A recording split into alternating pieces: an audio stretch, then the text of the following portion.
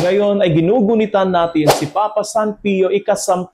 Bilang pastol, malinaw ang kanyang layunin na dalhin ang mga tao na maging malapit kay Kristo sa pamamagitan ng banal na Eucharistia. Isa sa kanyang pinakatanyag na reforma ay ang pagpapahintulot sa madalas na pagtanggap ng banal na komunyon at ang pagbibigay pahintulot sa mga bata na makatanggap ng banal na Eucharistia sa murang edad. Siya ay kilala bilang Pope of the Blessed Sacrament dahil para sa kanya ang pinakamahalagang paraan para mapanatili ang kalinisan ng puso at tibay ng pananampalataya ay ang madalas na pakikibahagi sa katawan ni Kristo. Siya rin ay kilala sa kanyang matatag na pagtatanggol sa pananampalataya laban sa tinatawag niya modernismo. Isang maling katuruan na unti-unting sumisira sa turo ng simbahan. Hindi siya natakot magsalita para sa katotohanan dahil alam niya na ang misyon ng simbahan ay ituro ang landas tungo kay Kristo at hindi lamang makisabay sa agos ng mundo. Sa pamamagitan ni Papa San Pio Ika-10,